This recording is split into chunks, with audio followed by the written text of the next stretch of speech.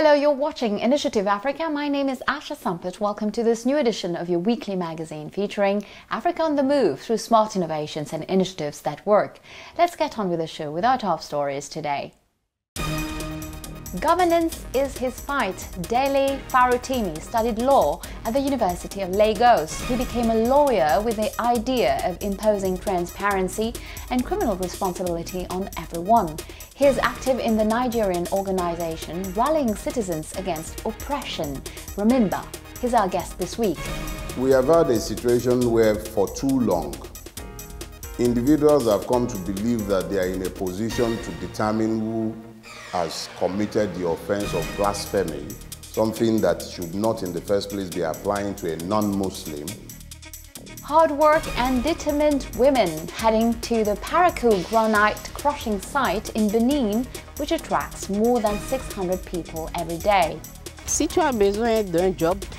If you need a job, you talk to those who are there and they will show you somewhere where you can settle down and do your job. Stop to Rape in Nigeria, an association decides to fight against the scourge by helping victims with psychological and legal support in Abuja and Lagos. A group of young people, myself inclusive, we decided to create something different, something that can work for us young people, that can, be there for survivors of sexual and gender-based violence. In Benin, the Parakou granite stone crushing site is the daily workplace of more than 600 people, mostly women, a particularly tedious activity closely followed by non-governmental organizations worried about the working conditions on site. However, in the eyes of these women who carry out several activities, crushing remains a means of ensuring the subsistence of their families. They confided in our correspondent in Benin, Didier Sogba. Take a look. In Parakou, the country's second metropolis in northern Benin, more than 600 women work daily in the manual crushing of granite stone. The site, commonly known as a quarry in the region, is located less than 2 meters from the Benin-Niger interstate highway used daily by many trucks, many of which serve construction companies that get their supplies from the quarry. This manual work, carried out in the dust, under a blazing sun and without forgetting the noise of hammers, involves many risks. But it is the best paid job, according to the women we met on the site. At the crushing site, there are more women than men because women desperately need to work. Children must eat.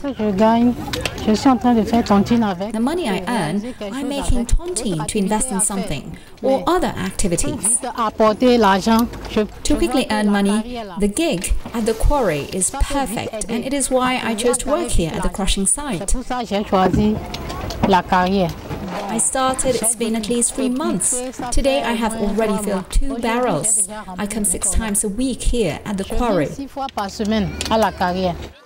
The activity itself consists of heating the granite outcrops with wood fires to make them burst. Then the shards are crushed by hand with hammers. If you need a job, you talk to those who are there and they will show you somewhere where you can settle down and do your job.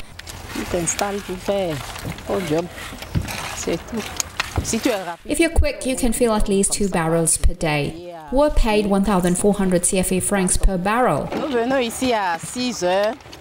We come here at 6 a.m. and get back home at 7 p.m. As I'm really liking the job, I don't know if I'm going to stop completely. I can choose to come twice a week. All week, unless you're tired on Sundays, you can rest. It has a lot of risks because when you break it, it can bounce back and hurt you, your hand or your foot, the face also. In any case, everywhere you can be hurt, and yes, we are injured from time to time. Are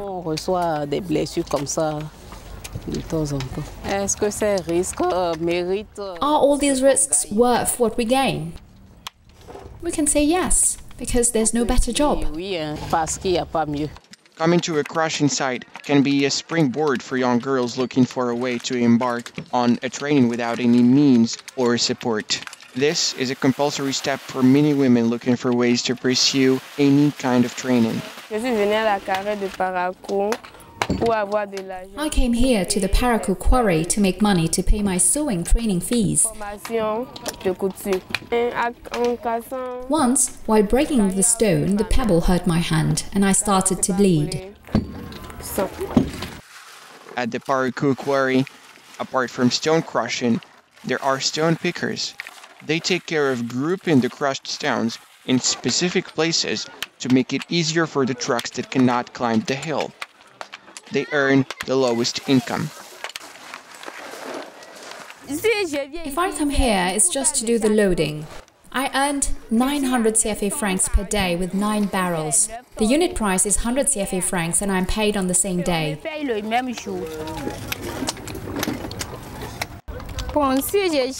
After a day of loading, when I arrive at home,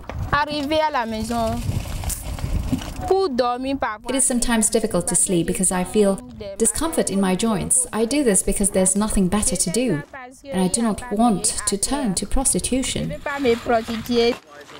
After the largest market in Parakou, this place for crushing granite stone is the second largest employer of women in the city. Aware of the risks they run, most quarry workers contribute to tontines to start another activity, but the situation on the ground remains extremely worrying for the NGOs. They point to the lack of drinking water in sufficient quantities, as well as the presence on site of child workers. Her name was Deborah Samuel. Almost 2 months ago, this young Christian Nigerian student was stoned to death by Muslim classmates following an incident on a WhatsApp study group. This assassination, which shocked Nigeria like the rest of the world, is far from being an isolated case. To discuss an expanding spiral of violence in Nigeria, our correspondent in Lagos, Sharafa Abagun, spoke to Nigerian lawyer and activist Dele Farotimi. The latter shared his conviction about how the failure of governance is primarily responsible for the situation. Let's listen to him. Dele Farotimi, hello and thank you for joining us on Initiative Africa. There has been mention of religious tensions, insecurity and a sense of impunity. What have been, according to you, the main triggers of the murder of Deborah Samuel? Well, it's a culture thing. We have had a situation where for too long, individuals have come to believe that they are in a position to determine who has committed the offense of blasphemy, something that should not in the first place be applying to a non-Muslim. They also know that they will get away with what they have done and nothing will be done to them as a consequence of their actions. So what you will find is that once you have given tolerance for insanity, it multiplies and becomes normal. So the problem with us is nothing unique beyond the fact that impunity has been allowed to overtake our land. There is no consequence. There are no consequences for actions and inactions, and people just do whatever they care to do, knowing that nothing will happen as a consequence of what they have done. For too long, religion had been weaponized in the northern part of Nigeria and allowed to act as it pleases. So people kill in the name of God. They do things in the name of Islam that are not necessarily Islamic, but that are permitted because it suits the political interest of the political leadership of northern Nigeria to turn the other way. That's what you're seeing. What are the reasons behind this increased violence in Nigeria? First thing first, whatever a society tolerates becomes the culture. Nigeria has had a long history of violence, dating back over a decade. The Boko Haram insurgency, for instance, is well over a decade old. But the particular intensification and increase in the amount of violence, especially in the northern part of Nigeria, the southeast as well, is essentially a function of the fact that the Buhari regime has been permissive. He's generally allowed impunity to reign. So it is not a surprise that there is an upsurge in violence in Nigeria. That is because those perpetrating the violence are well aware of the fact that there will be no consequences for their actions. If you would recall, in the immediate aftermath of the murder, those who were arrested, they were not charged for murder. They've been charged for breach of public peace.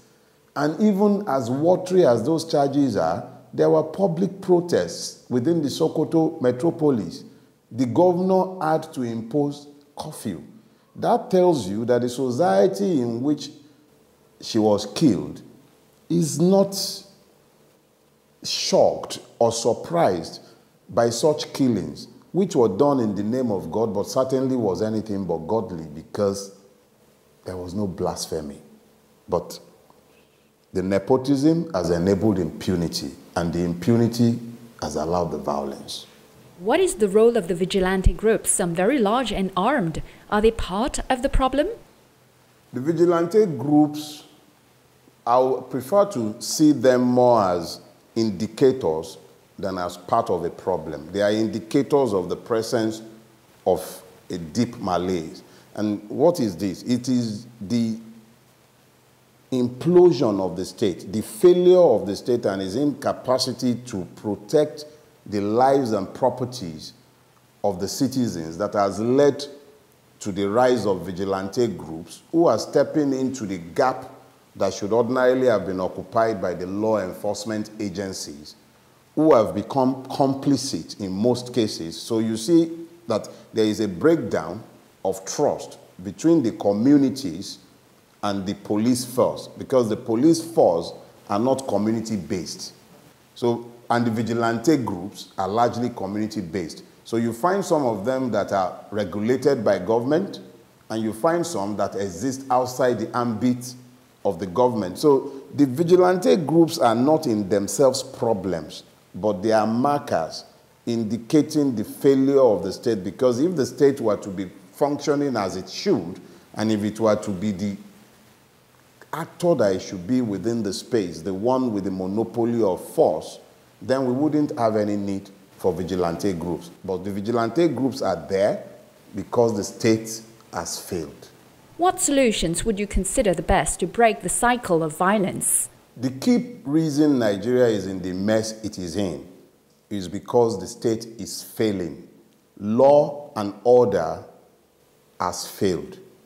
Law and order has failed because the law is not ruling in Nigeria. In the absence of the rule of law, what you have ruling in Nigeria is impunity. So if we are really interested in a resolution of our problems, the truth of the matter is that it would have to be a concerted effort by the state and well-meaning Nigerians who might then become citizens, insisting on the institution and then the rule of law. If the law should rule in Nigeria and equity and justice is equally available to all Nigerians, this will stop. So what you are seeing are essentially the fruits of lawlessness. Welcome to the second part of our show. In Nigeria, rape continues to ravage the lives of thousands of women. No less than 11,200 cases were reported last year, and several young girls died. This daily tragedy was examined in a recent report by Amnesty International, which chronicles victims deprived of justice and rapists who escape prosecution. Hundreds of cases go unreported due to stigma and victim blaming. A Nigerian association has been formed to break this vicious circle. Stand Up Against Rape is its name, and it helps victims to stand up and defend themselves.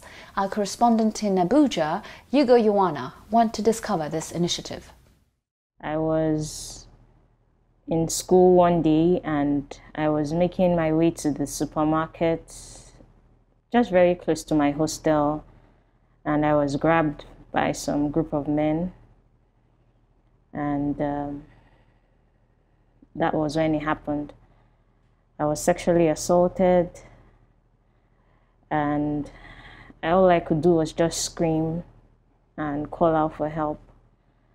And luckily for me, some of the community members came to my rescue, but the deed had been done already. Christy survived a sexual assault in 2021. One friend told her about Stand to End Rape initiative a local right group based in Nigeria with offices in Lagos and Abuja that was created in 2014 to support rape survivors. It stemmed from a lack of visible holistic support for survivors.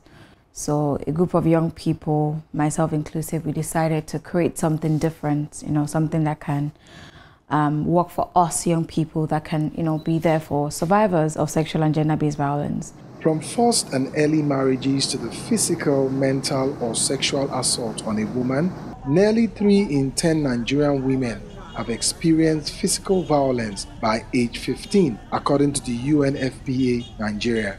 But survivors often face challenges in financing litigation against culprits, while family members and survivors often withdraw cases after reporting to law enforcement agencies. The main reason is that requirement for clinical evidence of sexual and gender-based violence before prosecution has always been a burden on the survivor, and the accusatorial system of prosecution in Nigeria, which required concrete evidences, poses a challenge in prosecuting cases. This is why Stand to End Rape initiative is leading the advocacy to protect the rights of the vulnerable persons who have been exploited unjustly. They have so far supported over 720 survivors. We work with NAPTIP, which is the National Agency for the Prohibition of Trafficking in Persons. It's the organization mandated by the VAP law, the Violence Against Persons Prohibition law, to house issues of sexual violence on the national level. So with support from the EU and British Council and other organizations like STAIR, we were able to establish the first national sex offenders register in Nigeria. And we've been supporting with updating that register with cases, so that we have a holistic hub where you can get data on around issues of sexual and gender-based violence in Nigeria. We also work with the Nigerian Police Force because they're important, Ministry of Justice, Women Affairs and Poverty Alleviation, or Women Affairs and Social Development, depending on the level, either federal or at the state level. We also work with the Ministry of Health because we've been doing a lot of work around training primary healthcare providers to provide emergency medical support to survivors at the grassroots, because we've realized that because of proximity, some survivors are unable to visit the closest hospital or a sexual assault referral center. Some of the survivors declined speaking on camera for personal reasons, and Christy is the only one who offered to give her account, but anonymously. She is now trying to recover from the assault thanks to the legal counsel and also therapy sessions provided by the Stand to End Rape initiative. Currently, the perpetrator has been apprehended and the case is in court right now. STAIR really helped me with all the therapy sessions they were giving me. I was able to receive legal support as well, legal counsel. The lawyers were always following up with me, making sure I was okay. Also, the therapist was also following up with me regularly to make sure that I was okay. Nigerian women are becoming increasingly impatient with gender violence and what they perceive as lack of public action. In 2020, a public outcry after the rape and murder of a student led to an online petition and the hashtag #IamTiredToo that spread in the country. Police inaction and a slow justice process are often pointed out by victims of rape. In this context, the activities of Stand to End Rape initiative show a step in the right direction in bringing lasting solutions to these threats against Nigerian women. Let's now get back to our guest, Dele Farotimi. He relates his journey as a lawyer, defender of civil rights, but also his fight to allow Nigerians to take ownership of their role as citizens. Let's hear him. Dele Farotimi, for many years you were a lawyer. What have you learned in this capacity and what made you choose to become an activist? In the first place, I am not an activist. I prefer to see myself as a revolutionary. I would explain that later on. First thing we must understand is that I read law knowing that the law does not rule in Nigeria. I read law without any blinkers. I knew what I was getting into. I was always aware of the fact that impunity governs Nigeria and not law. But it was necessary to equip myself with a knowledge of the law so that those who elect to act in the name of the law when they are forcing impunity down the throat of the citizen would not be able to act in relation to me, because I will be equipped with the knowledge of the law sufficiently to challenge them on the basis of lawfulness or otherwise of their actions. Now, why I say I'm not an activist is because I know that in my country, Nigeria, no amount of activism will change the status quo. To change Nigeria, you have to change the governing system. Interestingly, the word revolution comes from a French word, revolver, which means to turn around. My interest and purpose is to turn Nigeria around from its current trajectories. It's not, you can't change Nigeria, you can only turn it around. You can change societies that are anchored to law, that are governed by law. My society is not governed by law. I knew that before I was 10 years old. I knew that when I was reading law. I knew that when I practiced law. So I am familiar with the fact that Nigeria is not a place governed by law. So anyone who is trying to work as an activist to change a system that is not designed to be changed and that is not anchored on law wastes his time. I am not wearing blinkers. I understand that if Nigeria does not change its trajectory, it will perish. I'm not an activist. I believe myself to be a revolutionary. You support Remember, the platform of civil rights. What concrete actions are being taken by Nigerian activists to raise democratic rights awareness among the population? Well, you must understand first that our problems are so deeply rooted that a lot of people have come to believe that this is normal. We've become acculturated to the insanity, to the point that we just take it in our stride, and until it happens to the individual, nobody really cares. So what we are doing at the level of Remember is two-pronged. What we do is we educate. We seek to inform the people, to challenge their thinking, and then to educate them on the issues. We realize that the Nigerian is essentially not a citizen. He's been decitizenized, if there is any such word. All the things that makes a person a citizen protected by a state has been essentially taken away from the Nigerian. So what we try to do is help the Nigerian understand the fact that he is principally a citizen who has responsibilities and who is equally responsible to the state for his actions and inactions. The second thing we do is we seek to intervene. So when there are issues, maybe a person is wrongly arrested, or as in the case of the NSAS protests where people were murdered, massacred at the toll gate, Remember offered and stayed with the victims. We provided legal services for them. We fought their corner, made sure that justice was done, and it was partly as a function of the efforts of Remember that the Lagos panel rightly held that there was a massacre at the toll gate in spite of every effort by the state and federal government to cover up the killing that took place there. So Remember educates and we intervene. That's what we do. What is your analysis of the impact that the economic consequences of the war in Ukraine will have on Nigeria? Unfortunately for my country, we live by the ocean, but we wash our hands with spittle. We were once upon a time the 6th largest producer of crude in the world, but we import all our fuel needs: diesel, petrol, kerosene, including aviation fuel. The war in Ukraine has led to high cost of diesel, of petrol, of all refined products, because there is an equal upsurge in the price of crude. But how has that impacted Nigeria?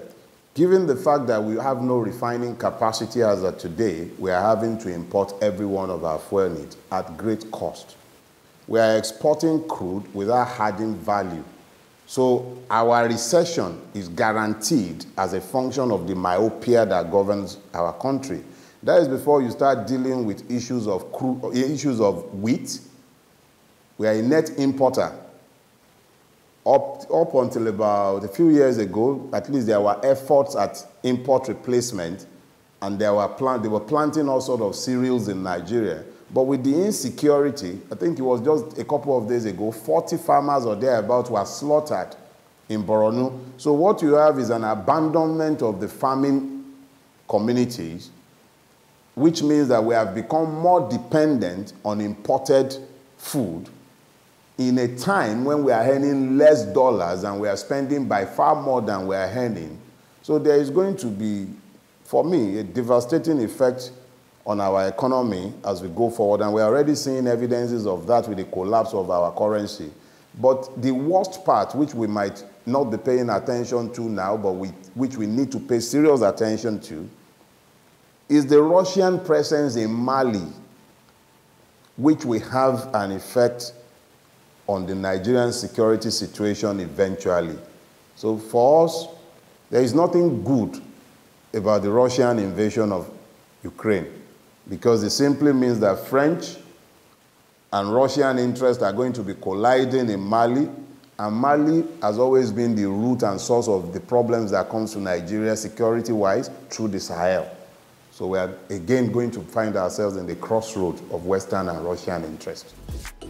Well, that's it. Initiative Africa is over for today. You can, of course, find Dele Faratini's interview and the replay of our programs on our news website, africaonair.com. And, of course, you can also find us on all our social media channels.